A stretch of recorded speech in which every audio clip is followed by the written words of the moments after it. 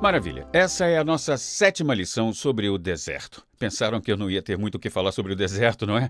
Vamos continuar por esse caminho sobre como desenvolver um espírito forte. Olhem novamente as escrituras sobre João Batista. Assim a criança cresceu e se tornou forte em espírito. Não forte na alma, forte no espírito, e estava nos desertos, plural, até o dia de sua manifestação a Israel. Imaginem isso. João, filho de um sacerdote, tá? E ele não é só o filho do sacerdote, mas é o filho do sacerdote que servia o povo no lugar sagrado e foi visitado. Ele foi visitado pelo arcanjo de Deus, Gabriel. E Gabriel, um dos anjos mais incríveis do céu, recebe um sinal para dizer a esse pai como seu filho vai ser ótimo, tá? Então, imaginem, o pai dele olha para ele. Sim, o anjo Gabriel veio e me contou que você ia nascer, tá? E conforme ele crescia, alguma coisa acontecia com ele. Isto é, algo é como filho de um sacerdote. Sua herança é ir à escola em Jerusalém e estudar com o maior professor da Bíblia de sua geração, um homem chamado Gamaliel. Todos os seus vizinhos são sacerdotes. E filhos e filhas de sacerdotes. E todos aqueles filhos de sacerdotes diziam: cara, ano que vem vamos para a escola estudar com Gamaliel, isso é tão legal. Mas João está sendo chamado ao deserto. Agora, imaginem isso aqui, pessoal. O Espírito Santo está se movendo sobre ele. Vá para o deserto, vá para o deserto. João disse: como assim ir para o deserto? Eu devo ir para a escola em Jerusalém para estudar com Gamaliel. E o Espírito Santo não discute com ele apenas diz deserto.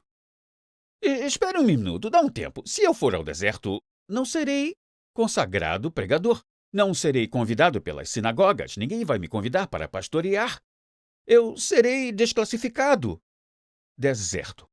Mas, Deus, você até anunciou que eu seria um grande ministro do Evangelho. Você anunciou isso quando eu nasci. Isso é um absurdo. Se eu for para o deserto, serei passado para trás. Eu nunca vencerei. E Deus simplesmente continua deserto. E João foi para o deserto e percebeu que havia treinado 30 anos para um ministério de 6 meses. Agora, pense nisso. Jesus disse a ele que ele foi o maior homem que já nasceu de uma mulher. Um ministério de apenas 6 meses. Mas o próprio Senhor disse que era o maior. Pensem nos profetas, como Daniel. Pensem também em Samuel. Mesmo assim, Jesus disse: este é o maior profeta nascido. Percebem o conflito que ocorre? Pois a pressão é fazer igual à multidão, ir aonde todo mundo vai e fazer o que todos fazem. Não, precisamos ouvir a Deus.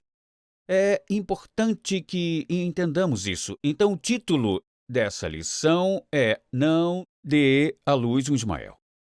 Tá? Você deve estar pensando, o que isso quer dizer? Bom, eu quero falar sobre outro cara no Velho Testamento, o pai de nossa fé. Ele se chama Abraão. Então, quando Abraão tinha 75 anos, Deus aparece para ele. Então, imaginem, Deus apareceu a esse cara, tá bom? E o próprio Senhor disse a Abraão: eu sou o teu escudo, a tua grande recompensa. Sabem a resposta de Abraão? Grande coisa. Isso é basicamente o que ele disse. Tenho 75 anos, minha esposa é estéril. Eu vou viver só mais 25, 30 ou 50 anos. És minha recompensa nesse tempo, mas não tenho um herdeiro. O herdeiro da minha casa é Eliezer. Então, Deus responde: esta é a grande promessa. E o Senhor disse a ele: não, seu servo Eliezer não será o seu herdeiro, pois você terá um filho que será o seu herdeiro. Agora, Deus disse uma palavra sobre Sara? Nenhuma palavra. E pelos próximos 14 anos, não há nada dito sobre Sara. Corrigindo, nos próximos 16 anos, nada será dito sobre Sara. Então, pensem nisso. Desculpe, eu falei errado. Pelos próximos 11 anos, nada foi dito sobre Sara. Então, ele tem 75 anos, agora vamos 11 anos depois. Quer dizer, pensem em 11 anos. Apenas, é muito pouco tempo, né? E ainda sem filhos. Sara é estéril. Abraão está chegando perto disso. Ele pensou: ai meu Deus, sabe? Então Sara vai até ele e diz: olha, Deus te fez uma promessa. Disse que teria um filho. Claro, não por meu intermédio. Case-se com minha criada egípcia Hagar, então teremos o filho que Deus nos prometeu através dela. Então, já sabemos o que acontece. Ela dá à luz a Ismael. Então, basicamente, Ismael foi a tentativa de Abraão usando a própria força na tentativa de dar à luz o que Deus prometeu. Agora, é tão importante que entendamos isso. Na verdade, Paulo fala sobre isso em Gálatas 4. Ele diz: a Escritura diz que Abraão teve 2 filhos. O filho da escrava, que nasceu na tentativa humana de realizar o cumprimento da promessa de Deus. Continuando. Mas o filho de Sara nasceu, se cumprindo sua promessa pelo próprio Deus. As 2 mulheres servem como uma ilustração. Tá na faculdade que Deus começou a falar comigo sobre o ministério. A última coisa que eu queria ser era um ministro. Eu pensava, ai meu Deus, não, porque eu tinha 2 imagens sobre isso. Eu cresci numa pequena cidade. Uma era um padre católico, eles não se casam, então isso não era uma opção para mim. O segundo era um ministro que pastoreava uma igreja realmente minúscula em nossa cidade, que tinha 2 filhos que eram da minha idade e eles eram bem estranhos, tá bom? Estranhos. E eu fui à casa deles uma vez, era tão desorganizado, cheirava tão mal, eu tive que prender minha respiração até que pudesse dar uma desculpa para sair de lá. Eu não tinha uma boa imagem do ministério. Então pensei que seria padre, nunca me casaria, ou teria uma casa fedorenta e filhos estranhos, ou acabaria na África em um barraco sem sapatos. Então, eu não queria ter nada a ver com isso. Deus teve paciência comigo e finalmente eu disse: irei aonde você disser para eu ir. Eu não me importo se tiver uma casa fedorenta, filhos estranhos, eu vou cumprir o seu chamado, porque eu te amo, tá bom? Aí eu comecei a me animar. Até que, em uma noite, estudando termodinâmica, eu joguei meu livro de termodinâmica na parede e disse: eu não aguento mais isso. Eu fui chamado para pregar porque eu estou estudando engenharia mecânica. A Universidade de Purdue tem um dos currículos de engenharia mecânica mais difíceis de todos os países. Então, eu falei para um amigo meu: eu estou saindo, eu vou para a escola bíblica. E ele disse: podemos orar? Então oramos e Deus disse: eu não sou um desistente. Quero que termine sua graduação. Então eu suportei os 2 anos seguintes. Fiz um jejum de 4 dias e o Senhor disse: eu quero que você faça uma entrevista para ser engenheiro. Agora estou realmente chateado. Eu fiquei olhando todos os folhetos das escolas bíblicas e eu disse: como é que é? Olha só, você me deu esse chamado e agora você está me dizendo para ser engenheiro. Então eu tive 13 ofertas de emprego e eu sabia para qual Deus queria que eu fosse. Tentei empresas em todas as cidades que eu sabia que tinham grandes escolas bíblicas. E aquela que Deus dissesse para eu iria por obediência. Sabe, minha igreja estava anunciando, então eu ia para a escola bíblica à noite, tá? Trabalhei como engenheiro para a Rockwell International e à noite ia à escola bíblica. Fiz isso por 1 ano e depois Deus me disse: você acabou de descobrir que eu não vou te levantar. Olha só, eu estava me esforçando para tentar fazer aquilo acontecer. Agora, eventualmente, minha igreja me chama para cuidar de todos os pregadores convidados. Tínhamos cerca de 450 membros na equipe, lembram que eu falei isso, né? E todos os principais pregadores conhecidos estavam chegando, os pregadores viam o chamado de Deus em minha vida. E diziam: só precisa escolher uma cidade e começar. Eram homens e mulheres que eu respeitava. Uma mulher disse: você deveria ir para o Caribe e começar seu ministério como T.L. Osborne fez. Foi aí que ele começou e depois ele ganhou 62 milhões de pessoas para Jesus na África e na Índia. Ele começou no Caribe. Todos eles estavam me dando ideias e eu fiquei dividido porque eram pessoas que eu admirava. E diziam: John, você recebeu um chamado na sua vida. Faça alguma coisa a respeito. E aí estou eu aqui, servindo minha igreja, e eu lutava contra isso. E enfim eu sucumbi e comecei o Ministério Bivir. E o nosso slogan era: alcançando o mundo com essa luz maravilhosa. Então eu comecei a imprimir cartões de visita e dizia: oi, eu posso pregar para vocês, tá? Entreguei meus cartões de visita. E eu tinha que ter algumas séries gravadas. Sabem o que são fitas, né? Tá. Vocês sabem o que são, eles não sabem. Tá, mas eu fiz essas séries e eram bem assim. Minha esposa e sua melhor amiga ficavam sentadas em meu apartamento me ouvindo pregar, mas era uma coisa tão entediante que elas dormiam. Literalmente saía baba de suas bocas. E então eu pego essas séries gravadas e um cara me pediu para pregar e depois outro cara me deu US$ 100 por esse ministério de Ismael. E eu tive que manobrar um meio de que minar meu caminho em todas essas situações. Sabem, eu não estou me promovendo, estão entendendo? Era era chato. As pessoas foram abençoadas, mas realmente não houve impacto. Impacto significativo. O negócio é o seguinte: quando geramos algo na carne, será fortalecido pela carne. Deus sempre vai abençoar a sua palavra. Já a sua carne você terá que prover. É por isso que eu tive que ser político e fazer com que esses caras subissem a bordo para me ajudarem no meu ministério. E eu continuei me esforçando. Então, um dia eu estava no culto servindo e na plataforma caminhava T.L. Osborne. Ele era um dos meus heróis e eu vi: você vai trabalhar para ele. Aí eu pensei: nossa, eu vou trabalhar para T.L. Osborne. Então tentei fazer isso acontecer. Bom, ele morava em Tulsa, Oklahoma, mas se mudou para Orlando. Então eu disse a Lisa: sabe, eu vou me mudar para Orlando. Vamos para Orlando. Eu ia vender carros usados e, de repente, eu me pego trocando o ministério que foi dado a mim. E então aqui estou eu tentando me mudar para Orlando e ainda me lembro como me senti desconfortável. Eu não tinha escutado ainda. Então, no dia seguinte, eu iria dizer ao meu pastor que iria renunciar e me mudar para Orlando, Flórida. Deus enviou 3 ministros de 3 estados diferentes por telefone, caras que eu conhecia. O que sua esposa acha disso, John? Bom, assim, ela não estava de acordo. Ela disse: estou com você, mas não concordo. Acho que estamos fazendo algo errado. Por último, de madrugada, 1 ou 2 horas da manhã, um deles estava falando comigo. Era um pastor. Era um pastor. E isso me quebrou. Meu Deus, eu estou dando à luz a um ministério de Ismael. Me lembro que no dia seguinte eu fui até o meu pastor e sua esposa e disse que ia renunciar. Mas percebi que estava dando à luz um Ismael e comecei a chorar como um bebê.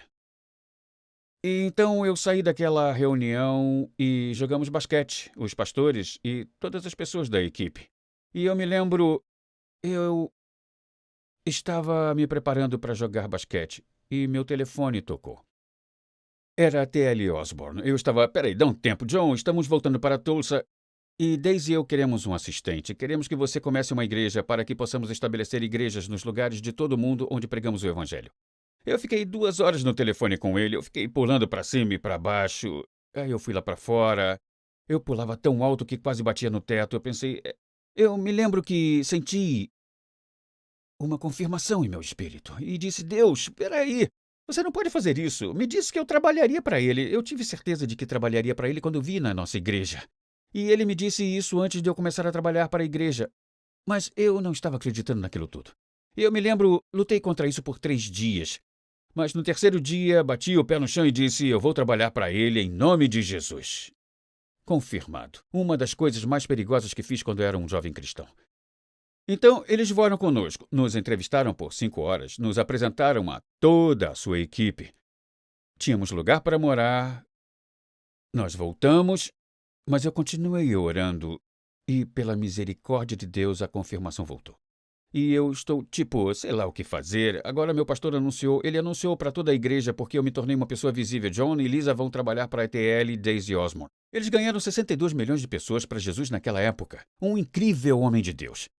E eu me lembro que liguei para o irmão Osborne e disse: existe alguma maneira de falarmos um pouco mais sobre isso? Ele disse: sim, vou até aqui. Então nós voamos, sabíamos que nos amávamos, mas não era vontade de Deus que nós fôssemos trabalhar para eles.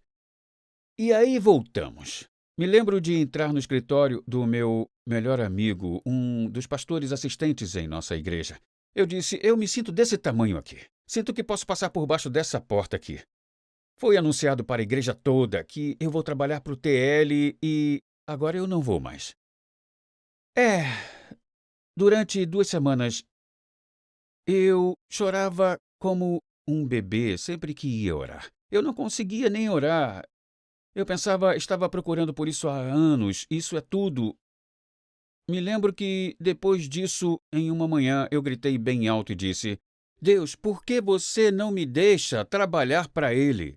Por que você me fez colocar isso no altar? E Deus disse para mim: porque eu queria ver se você estava servindo a mim ou a um sonho. Isso é ótimo. Daryl, nesse momento, uma paz tomou conta de mim.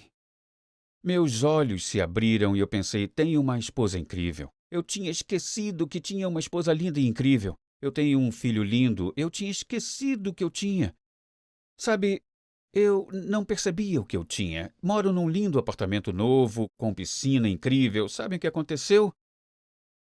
Eu comecei a aproveitar a vida novamente, pois desisti de fazer com que a carne desse à luz algo que Deus me prometeu. Então, fiquei tão confortável que me preocupou. Fiquei tipo, o que eu estou fazendo? Não estou mais me esforçando, sabe? Eu estava acostumado. 6 meses depois, Deus abriu a porta. Eu passei por um deserto de 18 meses. Deus abriu a porta e a porta não era como pensei que seria. Recusei T.L. Osborne, que viajava o mundo nessas cruzadas, porque um homem de Deus me disse: acho que você deveria ser nosso pastor de jovens. E Deus confirmou isso por meio da minha esposa. Essa é provavelmente a última coisa que pensei que teria feito. Até mesmo o meu pastor me disse: John, você pagou suas dívidas.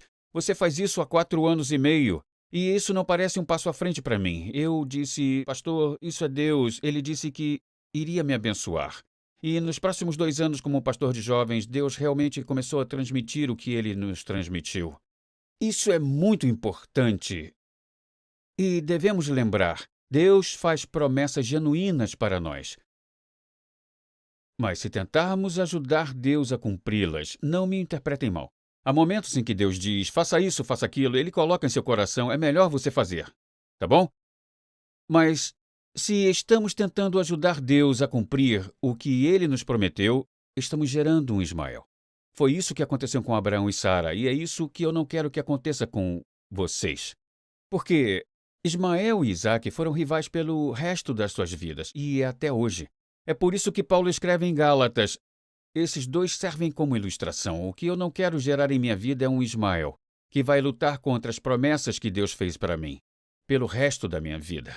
Em outras palavras, se eu fosse à frente de Deus, sabe, talvez alguém teria me ensinado, me dado um toque.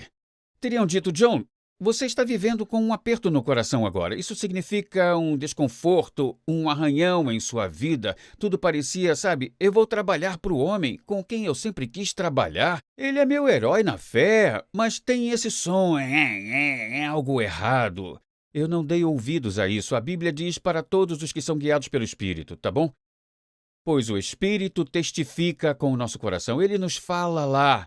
É quando você sente esse desconforto, você pensa, espera aí, deixa eu dar uma olhada aqui. Talvez eu esteja dando luz a um Ismael. E se quiser continuar com isso, divirta-se. Vá em frente, mas haverá rivalidade entre o Ismael que você gerou e a verdadeira promessa que Deus te fez pelo resto da sua vida. Espero que você tenha ouvido o que eu disse nessa lição, porque nós não precisamos dos ministérios de Ismael. Precisamos dos ministérios prometidos. Isso é o que vai mudar nosso mundo.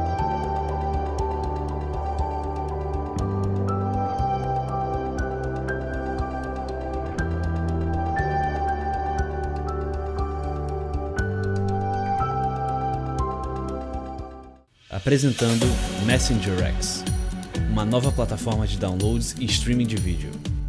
É uma biblioteca digital completa com cursos de discipulado de John e Lisa Bevere, incluindo aulas em vídeo, audiolivros, e-books, filmes curtos, bíblias e mais.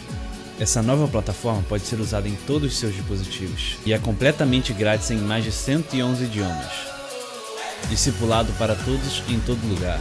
Baixe o aplicativo e vá para messengerx.com.